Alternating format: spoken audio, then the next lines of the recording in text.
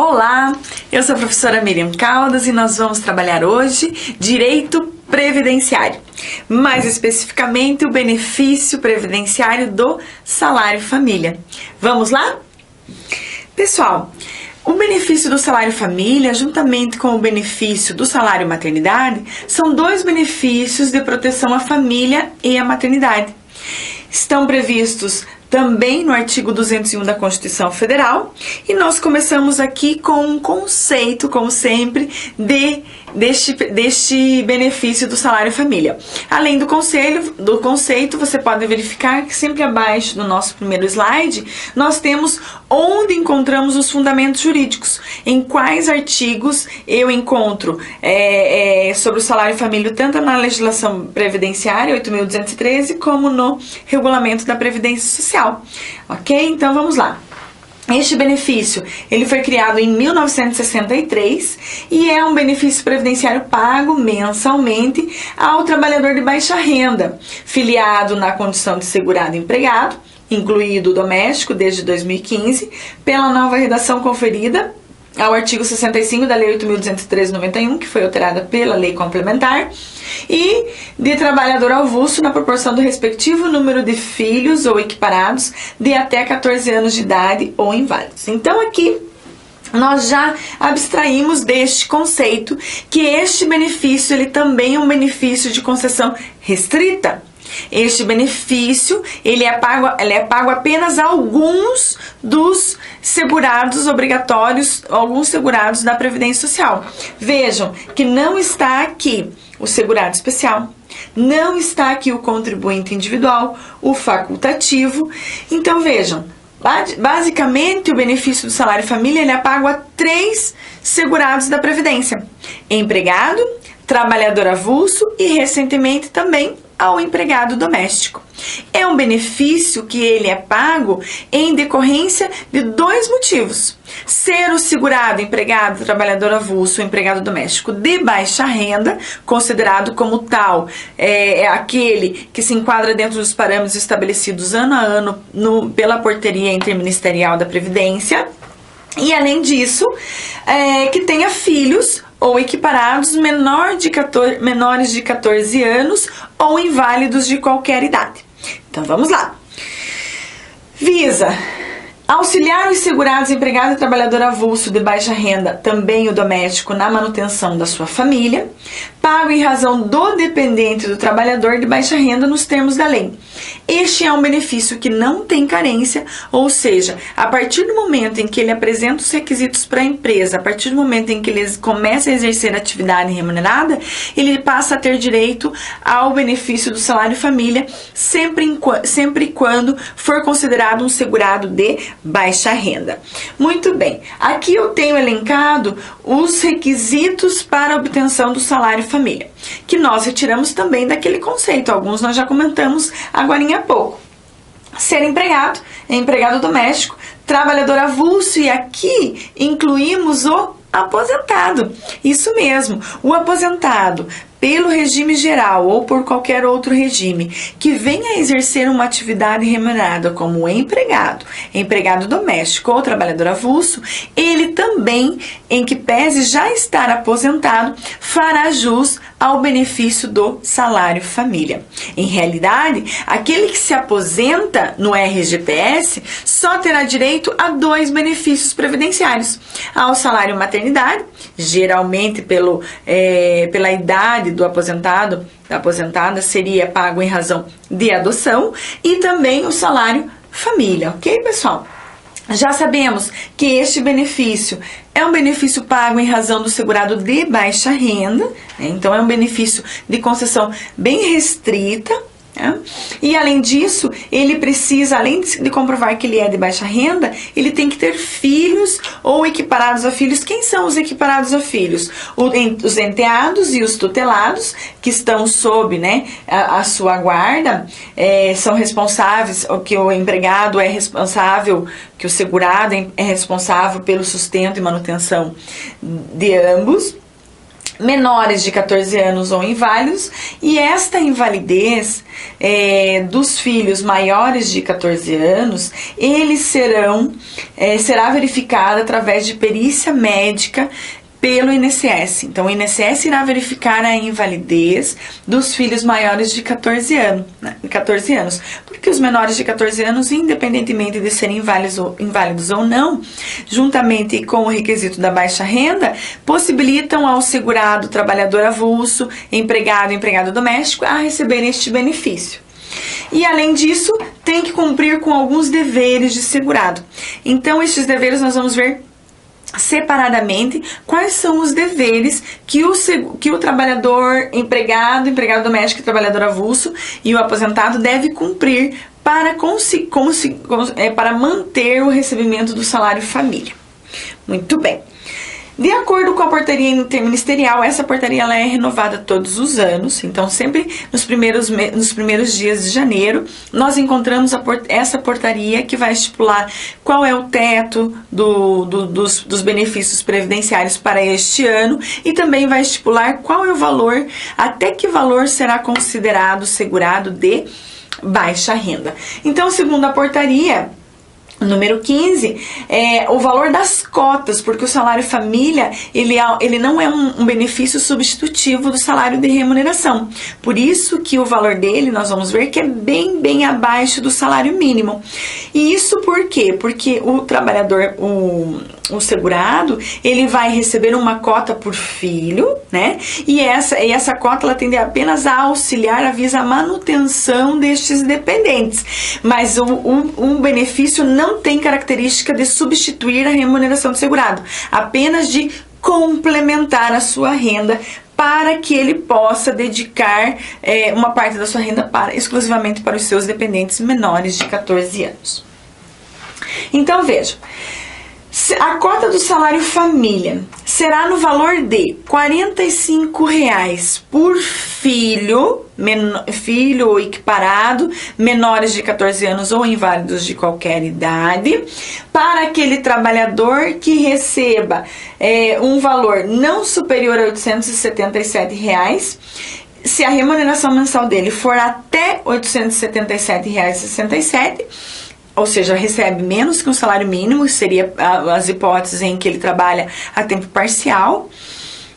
Neste caso, ele vai receber R$ 45,00 por filho, ok?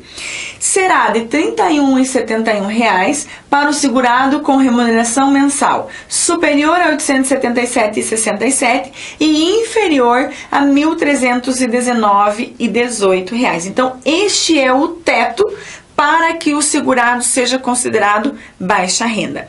De acordo com o salário mensal do segurado, será o valor correspondente à cota por filho ou equiparado, menores de 14 anos ou inválido, ok? Muito bem. O que significa baixa renda, né? Conforme o entendimento do INSS sobre o tema, considera-se remuneração mensal do segurado o valor total do respectivo salário de contribuição, ainda que resulte da soma dos salários de contribuição correspondente a atividades simultâneas. Vejam só, imaginem que em uma atividade o segurado receba R$ 700 e em outra ele receba R$ 800. Ele será considerado um segurado de baixa renda se a soma dessas duas atividades, vamos imaginar que em uma terceira atividade ele também receba R$ 500. Ele tem 3 atividades remuneradas, ele exerce 3 atividades remuneradas, por exemplo, como empregado. Ele é considerado baixa renda, segundo o entendimento majoritário do INSS. O entendimento do INSS é de que soma-se os salários de contribuição. Então, eu somo 700 com o 500 com o 800 que eu tinha falado. Então, se eu pego separadamente cada salário do segurado, ele aparentemente seria considerado de baixa renda e poderia fazer jus ao benefício do salário maternidade. No entanto, para ser considerado de baixa renda, eu tenho que somar os rendimentos, né, deste trabalhador em todos os seus vínculos empregatícios, ok? ok? E se a soma deles for inferior ao salário mínimo, aí sim nós teremos o direito da percepção deste benefício, certo? Algumas observações. Então, veja, não se considera a renda do grupo familiar, e sim a renda de cada segurado considerado individualmente. Vamos pegar aqui um exemplo bem exagerado, né? Vamos imaginar que um dos cônjuges, vamos inverter as estatísticas e vamos dizer que a mulher recebe 7 mil reais. E o homem, o pai de família, recebe um salário mínimo. Está iniciando na sua atividade agora, recém-formado, enfim, pouco mais que um salário mínimo ele recebe. Não será analisado o valor conjunto não será analisado o valor deste grupo familiar, os rendimentos do grupo familiar. É analisado os rendimentos individuais. Portanto, neste exemplo que eu dei, a mulher não terá direito ao salário família, vez que não é considerado de baixa renda. Já o homem, o pai das crianças, será considerado de baixa renda e receberá aquela cota que nós vimos estabelecida pela Portaria Interministerial número 15 por filho, ok? Já falei para vocês, este benefício não é substitutivo da remuneração e, portanto, ele é pago em cotas, né? E por isso que aquele valor é tão pequeno, né? Em razão da remuneração, independentemente do número de dias efetivamente trabalhados. Vejam, tanto no mês da admissão quanto no mês da demissão, que geralmente não é um mês cheio, ou imagine que o segurado, determinado mês, faltou muitos dias, né, naquele mês, o salário família ele não será reduzido. A cota do salário família por filho não será reduzida. Independentemente do número de dias trabalhados no mês, trabalhou no mês de janeiro, ainda que sejam menos dias, vai receber o valor integral por cota por filho, ok? O valor do salário família não é computado para fins de pensão por morte. Então, se o segurado venha a falecer e no momento do seu falecimento ele recebia o seu salário mais 3 cotas de R$45 por filho menor de 14 anos ou inválido. No momento de ser calculado o valor da pensão por morte, o valor percebido a título de salário família não integrará nem a base de cálculo e muito menos o RMI da pensão por morte, ok? Muito bem. O que ocorre se, por exemplo, eu tenho segurado e segurada são considerados de baixa renda e os dois são de baixa renda e possuem filhos? Qual deles vai receber o salário família? Veja, o salário família ele é pago de forma individual ao trabalhador, por cotas, por filhos, independentemente da renda do grupo familiar e independentemente se o cônjuge, o companheiro, companheira já perceberam o salário família. O benefício do salário família é pago individualmente em razão do dependente. Então não tem problema se os dois forem casados, os dois recebem o benefício do salário família, ok? Porque ambos estão com os filhos, né, residindo na mesma casa, são responsáveis por todo pela criação e pelas despesas que os filhos dão, ok? E no caso deles de se divorciarem, se eles se divorciarem e apenas um dos cônjuges ficar com a guarda, né, a guarda não for compartilhada, a guarda for exclusiva apenas de um cônjuge, é somente este cônjuge, este companheiro, o homem ou a mulher, que estiver com a guarda dos filhos, é que tem direito a receber a cota do salário família, ok? E se um deles recebe o teto previdenciário e o outro for considerado de baixa renda? É o exemplo que eu dei da mulher que recebia 7 mil e do homem que recebia um salário mínimo. Vai receber, sim, a cota do salário família, porque não se analisa a renda do grupo familiar, e sim a renda individual de cada segurado. Atendendo ao critério de seletividade, princípio da seletividade, previsto no parágrafo único do artigo 194 da Constituição Federal, foi estabelecido um valor para quem é considerado de baixa renda, sendo, portanto, um benefício de concessão bem restrita. Apenas o empregado, trabalhador avulso, empregado doméstico, aposentado por invalidez. Não são todos os aposentados, são apenas os aposentados por invalidez e por idade, e demais aposentados que tenham 65 anos homem e 60 anos mulher. Então vamos entender melhor. Aposentado por invalidez ou por idade, independentemente da idade, e os demais aposentados, aposentadoria por especial, aposentadoria do professor, aposentadoria por tempo de contribuição, farão jus ao salário família, mas desde que tenham 65 anos homem e 60 anos mulher. São aposentados que, em que pese já terem preenchido os requisitos para o recebimento de uma aposentadoria, hoje é muito comum que cada um dos aposentados que se sintam capazes de continuar a exercer a atividade remunerada, permaneçam no mercado de trabalho e continuem a trabalhar. Se eles forem contratados por uma empresa como empregados, farão jus ao salário família da forma com que nós acabamos de estudar aqui. Muito bem. Filhos menores de 14 anos ou inválidos, já sabemos que podem ser equiparados a filhos os enteados e os tutelados. O segurado deve apresentar a certidão de nascimento dos filhos, e é nessa data onde vai ser a DIB, né, a data do início do benefício, e além disso, ele vai assinar um termo de responsabilidade de sanções penais e trabalhistas, alegando que é sob sua responsabilidade qualquer alteração, como por exemplo, se houver um divórcio, ou quando os filhos completarem, se os filhos deixarem, melhor dizendo, se os filhos deixarem de frequentar a escola, é sua responsabilidade a informação, a estas informações. Por isso é que ele assina um termo de responsabilidade de sanções penais e trabalhistas.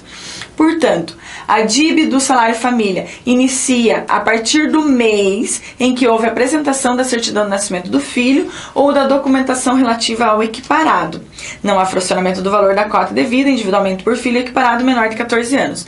Então, pode ser no mesmo mês da admissão, inclusive se trabalhar menos de 30 dias, de 31 dias, vai receber da mesma forma, desde que neste mês sejam apresentados a certidão de nascimento dos filhos, ok? Ou documentação relativa ao equiparado. Aqui entra os deveres do segurado. Ele vai receber essa cota por filho, mas além de comprovar, né, que ele é inválido, que ele é menor de 14 anos e que o segurado é de baixa renda, ele também tem que cumprir 2 deveres. E esses deveres estão relacionados de acordo com a idade dos filhos. Se for filhos de até 6 anos de idade, tem que apresentar anualmente, ou seja, uma vez por ano, diretamente para o seu empregador, no RH da sua empresa, um atestado de vacinação obrigatório do filho ou equiparado, né? Então tem que apresentar que as vacinas estão em dias. É uma obrigação, e na verdade é algo assim básico, né, gente, que todo trabalhador, todo pai de família deve prezar pela vacinação, pela proteção à saúde dos seus filhos, ainda mais com tão pouca idade, que são tão indefesos, né? A partir dos 7 anos de idade, comprovação semestral de frequência à escola do filho ou equiparado. Então tem que comprovar que os filhos estão frequentando os bancos escolares. Essa é uma exigência que, se não for cumprido, o benefício é suspenso, ok? Se deixar de efetuar a comprovação, o benefício é suspenso. Exceção: para o doméstico é exigida apenas a certidão de nascimento. Não se exige comprovação de vacina nem da frequência escolar. Isso quem diz para nós é o parágrafo único do artigo 67 da Lei 8.213. Quanto aos deveres, o único que não tem que cumprir é o empregado doméstico. O trabalhador avulso e o empregado, assim como o aposentado, tem que cumprir os requisitos que nós acabamos de ver. Muito bem. Quem é que paga o salário família? O salário família, benefício previdenciário, paga ao empregado, trabalhador avulso ou ao aposentado que retorna à atividade remunerada. Quem é que paga? Se for o caso do empregado, é pago pela própria empresa. Nós vamos ver como que funciona isso. O trabalhador avulso é pago pelo órgão gestor de mão de obra, se o trabalhador avulso for portuário, ou pelo sindicato, se o trabalhador avulso for não portuário. O doméstico é pago pelo empregador doméstico, terão direito ao reembolso do valor pago, e os aposentados é pago diretamente pelo INSS, ok? Por morte, aqui só uma observação, né, gente? Eu tenho umas observações no final. Vou deixar tudo pro final, porque eu tenho alguns slides de observação a respeito do salário família e a gente vai comentar alguma coisinha a mais. Cessação do salário família. Quando que o benefício do salário família é deixado de pagar, de ser pago ao segurado? Por morte do filho ou equiparado, no mês seguinte ao óbito, quando o filho ou equiparado completar 14 anos de idade, salvo se inválido, a contar do mês seguinte ao da data do aniversário, pela recuperação da capacidade do filho ou equiparado, inválido, a contar do mês seguinte ao da cessação da incapacidade, quando se verificou que o filho ou equiparado recuperou a sua capacidade. Quando houve a cessação da incapacidade, então é no mês seguinte. Com o desemprego, é óbvio, porque é um benefício que é pago enquanto o trabalhador está ativamente elaborando. No mês seguinte é a rescisão do contrato ou ainda pela morte do próprio segurado, né? Temos apenas 2 slides, já estamos acabando a nossa aula sobre salário e família. Nestes 2 slides seguintes trouxe apenas algumas observações quanto ao salário família. Então vejam, em que pese ser chamado de salário família, o salário família não tem natureza salarial. Não faz parte do salário, não irá integrar nenhuma verba salarial do trabalhador para fins de cálculos, né? A empresa que paga, tanto a empresa que paga o salário família para o empregado tem direito do reembolso integral do valor que adianta ao empregado. Em que pese seja pago em função da existência de dependentes, o salário família não é um benefício pago ao dependente, é um benefício pago ao segurado em razão da existência de dependentes menores de 14 anos ou inválidos.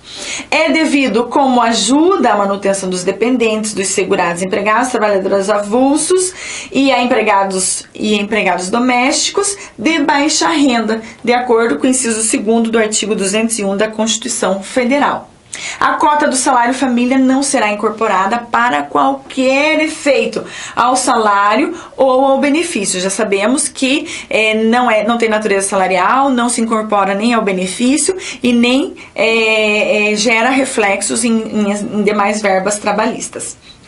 Conforme o entendimento do INSS sobre o tema, considera-se a remuneração mensal do segurado o valor total do respectivo salário de contribuição, ainda que resultante da soma dos salários de contribuição correspondente a atividades simultâneas, que é o caso do segurado que é considerado de baixa renda individualmente em cada emprego, mas na hora de se verificar se ele é ou não baixa renda, reúne-se todas as contribuições, né, para o INSS de todos os vínculos que este segurado possui. É isso aí, pessoal. Terminamos mais uma aulinha de Direito Previdenciário. Hoje vimos salário família, vimos o benefício completinho, vimos entendimentos jurisprudenciais, vimos os artigos mais importantes sobre o tema, demos exemplos sobre o salário família. É um benefício curtinho, mas que pode ser cobrado sim na sua prova, né? Se você gostou da nossa aula, compartilhe com seus amigos, divulguem o nosso canal e eu espero vocês nas próximas aulas de Direito Previdenciário. Até lá!